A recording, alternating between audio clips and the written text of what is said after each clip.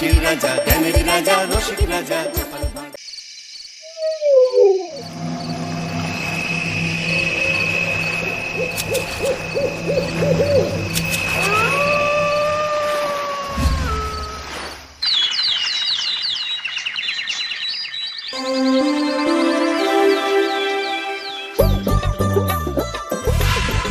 দূর দূর, হঠাৎ করে কেন যে এত চুল ঝরছে বুঝতেই পারছি না। কতদিন হয়ে গেল চুল ওঠা আর থামছেই না। না, এমন হতে থাকলে তো মাথায় টাক পড়ে যাবে। না না না, আজ রাজবৈদ্যের কাছে পরামর্শ নিতে হবে।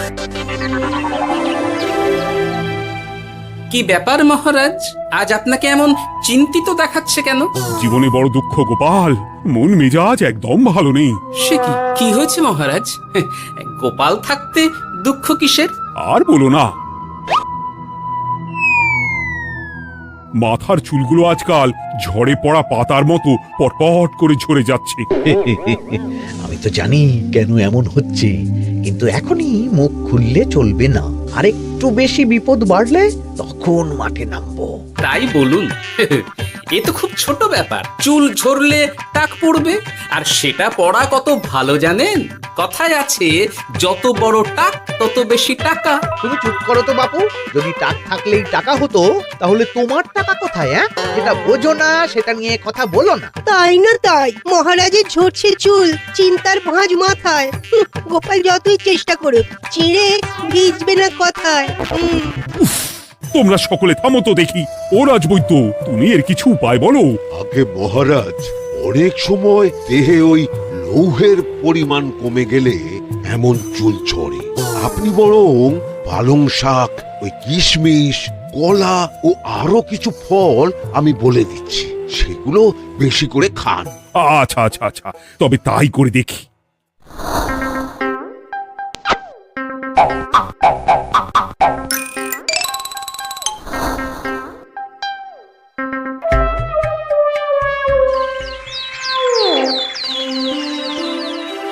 ও রাজবৈদ্য, তোমার কথা মতো শাক পাতা ফলমূল সবই তো খেলাম, চুল ঝরা বন্ধ তো হলোই না।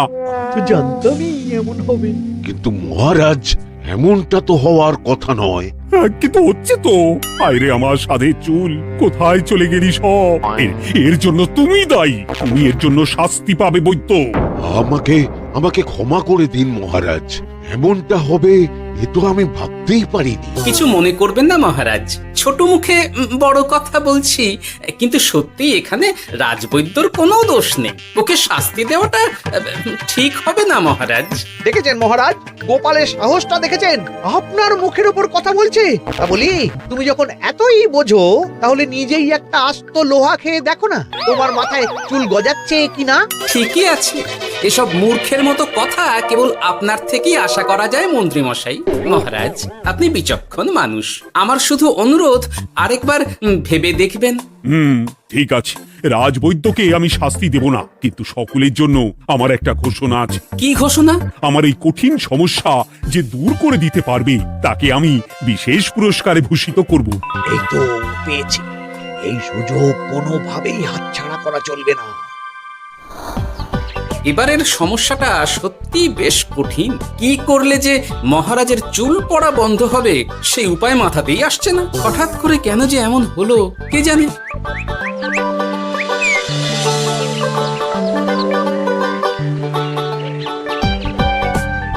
ও মা, তুমি এসে গেছো? একটু বসো, আমি তেলটা মেখেই হাত ধুয়ে খাবারটা বাড়ছি। হ্যাঁ, সে ঠিক আছে, কিন্তু তুমি কিসের তেল মাখছো এটা? কি আবার মাথার চুলের তেল? এখানেও চুল, ওদিকে মহারাজেরও চুল ঝরে পড়া নিয়ে আমরা সবাই হিমশিম খাচ্ছি গিন্নি। আরে, মহারাজের অত সুন্দর কালো চুলগুলো ঝরে যাচ্ছে, এ তো ভারী দুঃখের কথা। সে আর বলতে, ওই জন্যই তো আমি বাবা মাথায় এই জড়িবুটি তেল মাখি। এতে চুলের গোড়া শক্ত করে, চুলকে ভালো রাখে, নতুন চুল গজায় সব। হ্যাঁ। কি কি বললে? নতুন চুলও গজায়? সত্যি? হ্যাঁ। বাহ, তাহলে আর চিন্তা কি। আমাকে এই তেলটা একটু দিতে পারবে গিন্নি? মহারাজকে দিয়ে আসি। উনি বলেছেন যে ওনার সমস্যা দূর করতে পারবে তাকে উনি পুরস্কার দেবেন। ওমা, এই তাই নাকি? এ তো দারুণ ব্যাপার গো। নাও নাও নাও, তেলখানা নিয়ে মহারাজকে কাল দিয়ে এসো তাহলে। আর জানিয়ে দিও, দিনে 2 বার কিন্তু তেল মাখতেই হবে। হ্যাঁ, আচ্ছা ঠিক আছে।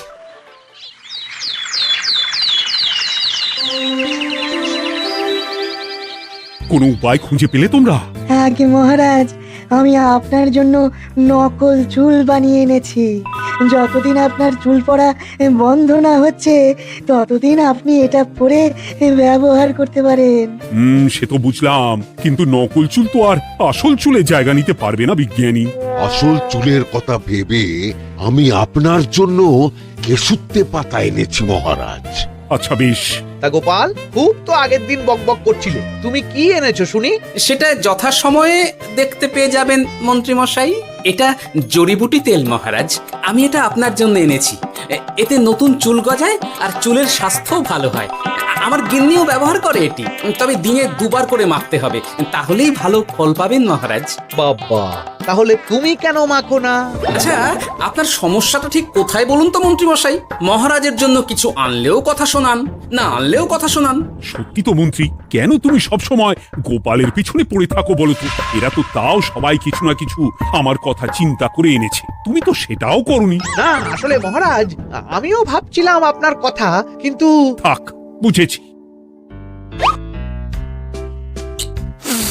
আহ, দারুণ। তেলের গন্ধটাও খুব সুন্দর। গোপাল, তোমায় অনেক ধন্যবাদ।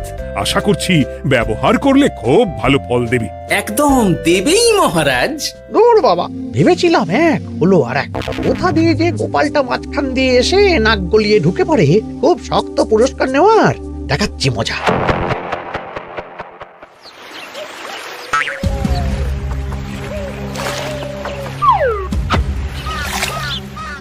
এবারে গোপালের তেল দিয়েই সব কিছু তোলপাড় করব।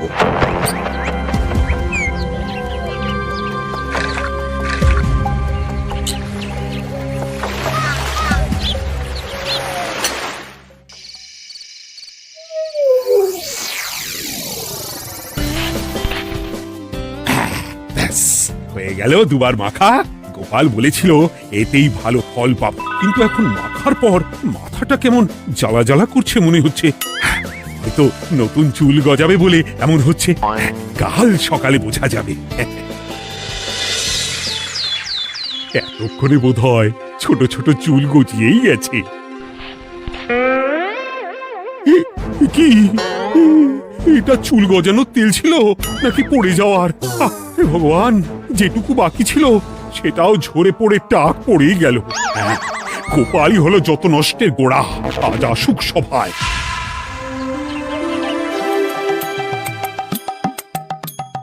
এই যে এখন এলেন উনি। ও কি মহারাজ, আপনি এমন কাপড় মাথায় জড়িয়ে বসে আছেন কেন? তুমি আর এমন প্রশ্ন জিজ্ঞাসা করো না গোপাল, তোমার দয়াতেই মহারাজের এমন অবস্থা। মানে? মানেটা আমি তোমায় দেখাচ্ছি, দাঁড়াও। এই যে গোপালের দেওয়া তেল মেখেই আমার এমন হয়েছে, আর তার জন্য আমি তোমাকে কোনোদিনও ক্ষমা করব না গোপাল। বিশ্বাস করুন মহারাজ, আমার গিন্নিও মাখে এই তেল, কিন্তু এমন কিছু তো এখনো পর্যন্ত ঘটেনি। আমি আর কিচ্ছু শুনতে চাই না। আমার মাথা ভর্তি চুল আমি ফেরত চাই। যতদিন না আমার মাথার সব চুল ফিরে আসছে ততদিন আমি তোমার মুখও দেখতে চাই না। মহারাজ, আপনার কোনো চিন্তা নেই, আমি তো আছি। এবার এই সমস্যার একটা সমাধান আমি করেই ছাড়বো। কি ব্যাপার, মন্ত্রী মশাই এত লাফাচ্ছে কেন? এসবের পেছনে আবার ওনার হাত নেই তো? না, ব্যাপারটা পরে দেখতে হচ্ছে।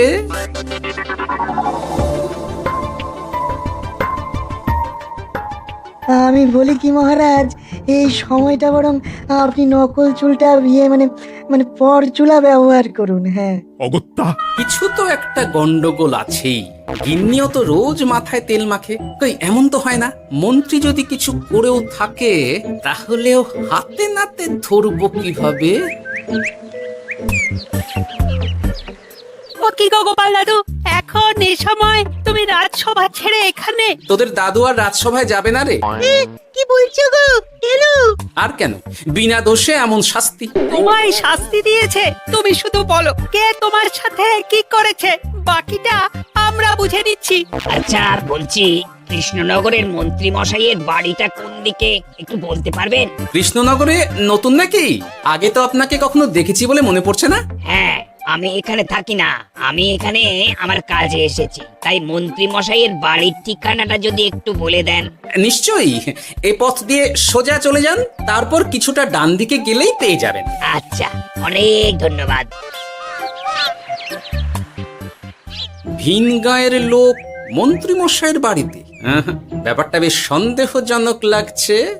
এই এই গুলটে ন্যাপলা, তোরা তোরা দুজনে একটু আড়াল থেকে দেখতো লোকটা মন্ত্রী মশাইয়ের বাড়িতে ঠিক কি জন্য এসেছে, তারপর আমায় খবর দিস।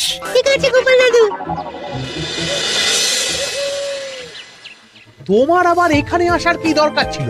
আমি তো বলেছি যে আমি ঠিক গিয়ে তোমার পাওনা গন্ডা মিটিয়ে দেবো। মিটিয়ে দেবে? কতদিন হয়ে গেছে জানেন? দেখো, হয় আমার কীটনাশক আর সার সব ফিরিয়ে দিন, নয়তো আমার জিনিসের দাম মিটিয়ে দিন। কীটনাশক, সার আর কি করে ফেরত দেবো বলো? ও তো সব পুকুরের জলে মিশে গেছে। ও সব আমি জানি না, আমার পাওনা গন্ডা মিটিয়ে দিন, ব্যাস। চল চল, এখনই তাহলে গোপাল দাদুকে গিয়ে সব জানাই। চল চল দাদু, ও গোপাল দাদু। তোরা এসে গেছিস? আয় আয় আয় আয় আয়। মন্ত্রী মশাইয়ের মুখ থেকে অনেক খবর পেলাম। তাই নাকি? কি শুনি? মন্ত্রী মশাই ওই লোকটার কাছ থেকে অনেক কীটনাশক সার নিয়েছে, কিন্তু এখনো জিনিসের দাম মেটায়নি। হ্যাঁ, ওই জন্যই তো মন্ত্রী মশাইয়ের উপর লোকটা খুব লেগেছিল, হুমকিও দিয়েছে 1 সপ্তাহের মধ্যে জিনিসের দাম সব মিটিয়ে দিতে হবে। তাই নাকি? কিন্তু কীটনাশক সার নিয়ে মন্ত্রী মশাই কি করবে? সেটা তো বলতে পারবো না দাদু, তবে হ্যাঁ, মন্ত্রী মশাই ওই লোকটাকে বলছিল যে ওই সব কীটনাশক সার পুকুরের জলে মিশে গেছে। কি বললি? পুকুরের জলে? আচ্ছা, এবার দুয়ে দুয়ে 4 করা গেল। অনেক ধন্যবাদ রে তোদের। বল বল, তোরা কি খাবি? কিচ্ছু লাগবে না গোপাল দাদু, তবে ভোলা বয় আর মিষ্টি খাওয়ালে। আচ্ছা আচ্ছা। কি করে যে মহারাজকে আসল ব্যাপারটা বোঝাই, কিছু তো একটা উপায় বের করতেই হবে। তা বলি বাবা, রাজসভায় যেতে হবে না বলে কি সারাদিন এইভাবেই শয়নে শয়নে দিন কাটাবেন বাবা? হ্যাঁ, উপায় পেয়ে গেছি। বুঝলে গিন্নি, আমাকে একটা জায়গায় যেতে হবে, বুঝলে?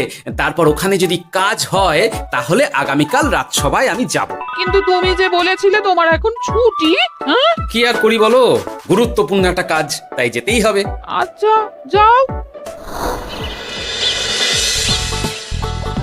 কই গো বিজ্ঞানী? আরে গোপাল যে, বলো। এই যে বিজ্ঞানী, একটা বিশেষ দরকারে তোমার কাছে এলাম, বুঝলে? হ্যাঁ, বলোই না। আচ্ছা, এই দূষিত জলকে কিভাবে আবার পরিশুদ্ধ করে বলতে পারবে? কেন পারবো না? জলের মধ্যে একটু চুন আর ফটকিরি দিয়ে দিলেই জল আবার দূষণমুক্ত হয়ে যাবে। তবে ওগুলো দেওয়ার পর কিছুদিন সেই জলকে ব্যবহার করা বন্ধ রাখতে হয়। হ্যাঁ। আচ্ছা আচ্ছা, অনেক ধন্যবাদ। আসি তাহলে, হ্যাঁ?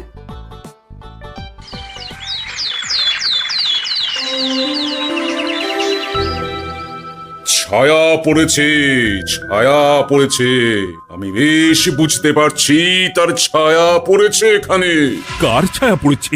আজকাল তোর মাথা থেকে অনেক চুল ঝরে পড়ছে, তাই না? আগে হ্যাঁ সাধু বাবা, আপনি একদম ঠিক কথা বলেছেন। ও বাবা, এই আবার কোথা থেকে উদয় হলো?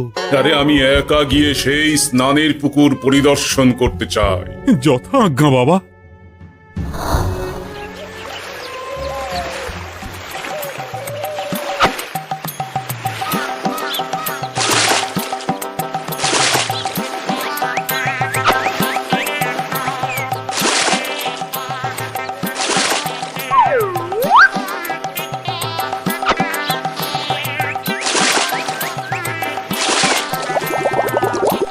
যাক বাবা, মোটামুটি সপ্তাহখানেক এভাবে থাকলেই পুকুরের জল আবার আগের মতো পরিষ্কার হয়ে যাবে। এবার শুধু মহারাজকে একটু বুঝিয়ে বললেই হয়ে যাবে।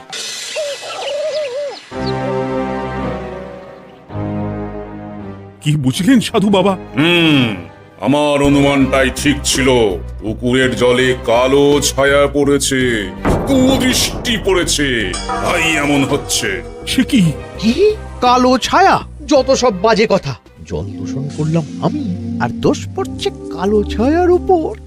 তাহলে এখন কি হবে? চিন্তার কোনো কারণ নেই। আমি মন্ত্রপুত ভস্য ছড়িয়ে দিয়েছি। 1 সপ্তাহ ওই পুকুরের জল স্পর্শ তো দূর, পুকুরের কাছেও যাওয়া নিষেধ। তাহলে আমার মোহরের কি হবে? যথাজ্ঞা সাধু বাবা। ও কি, তাহলে মহারাজ এতদিন স্নান করবেন কোথায়? সে কথা কাউকে চিন্তা করতে হবে না। মহারাজের ওপরে কালো ছায়া পড়া জল পড়েছে, তাই আগে সেটা শোধন করতে হবে। আমাকে তাহলে কি করতে হবে সাধু বাবা? আমার শিষ্য গোপাল আমাকে আগেই এই বিষয়ে জানিয়েছিল। আমি তার হাত দিয়েই তোর স্নানের জল পাঠিয়ে দেব। তাই আগামী 1 সপ্তাহ সেই জল দিয়েই তোকে স্নান করতে হবে। কি গোপাল? দেখছো তো মন্ত্রী, গোপাল আমাকে কত ভালোবাসে। আমি ওকে কত কথা শোনালাম, কিন্তু না না না না, কাল থেকেই আমি আবার গোপালকে রাজসভায় ডেকে আনবো। আমি আসছি, আমার কাজ হয়ে গেছে। আর হ্যাঁ, তোর স্নানের পুকুরের চারিদিকে প্রহরীর বন্দোবস্ত কর। কাক পক্ষীও যেন ওখানে প্রবেশ করতে না পারে। আচ্ছা বাবা, আচ্ছা।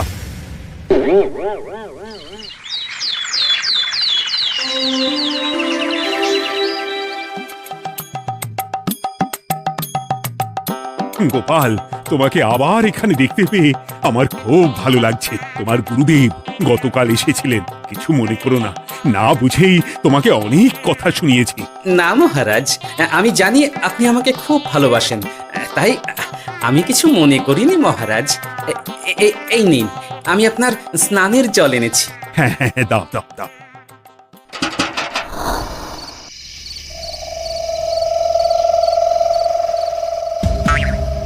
ও বাবা, পুকুরের কাছে যে গিয়ে দেখবো সে উপায় নেই। চারপাশে প্রহরীতে ভর্তি, তাহলে কি সত্যি সত্যি কালো ছায়া পড়েছে? ভালোই হলো, পাওনাদারকে বলে দেবো কীটনাশকটা জালি ছিল। হি হি।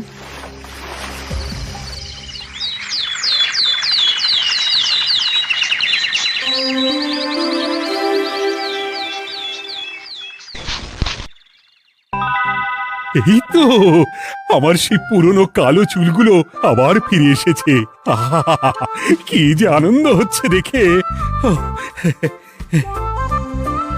আজ 1 সপ্তাহ সম্পূর্ণ হলো। গোপালের জন্য আমার স্নানের পুকুর থেকে কালো ছায়া দূর হয়েছে। আমাকে এই সমস্যা থেকে দূর করার জন্য আমি গোপালকে 100টি মোহর উপহার দিতে চাই। ধন্যবাদ মহারাজ।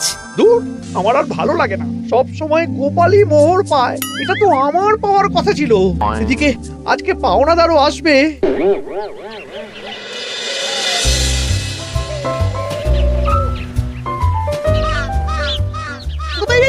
ওই লোকটা এসে গেছে। আচ্ছা, আসছি। এটা তো মন্ত্রীর বাড়ির দিকের রাস্তা। আমরা তাহলে ওদিকে কেন যাচ্ছি গোপাল? আপনার পুকুরের আসল রহস্যটা কি সেটা আপনি জানবেন না মহারাজ? মানে? নিজের চোখেই দেখুন, তাহলে বুঝতে পারবেন। আর একটু সময় দাও আমায় ভাই, এমনিতেও তোমার কীটনাশক কোনো কাজের নয়। কি এখন এসব কথা? আর একদিনও সময় দিতে পারছি না। একটু বোঝো, একটু। সব আমি মহারাজের পুকুরের জলে মিশিয়ে দিয়েছি। মন্ত্রী, তুমি তাহলে সেই কালো ছায়া? মহারাজ, আপনার পর্দা ফাঁস হয়ে গেছে মন্ত্রী মশাই। তুমি তাহলে সবটা জানতে? একদম প্রথম থেকে। রে, খুব জোর ফেঁসেছি। এদিকে পাওনাদার, ওদিকে মহারাজ, এখান থেকে কেটে পড়তে হবে। গন্ডগোল করে আবার পালানো হচ্ছে কবে রে? বলো, কেন করেছিলে? মহারাজ, আমি ভেবেছিলাম আপনার সব চুল উঠে গেলে আমি আপনার কাছ থেকে চুল গজানোর ওষুধ দেওয়ার নামে অনেক টাকা লুটবো। কিন্তু সেই ভাবনা ভাবনাই থেকে গেল, সেগুড়ে যে বালি হয়ে গেল। ভাবা যায় চুলের জন্য চুলো চুলি, হ্যাঁ?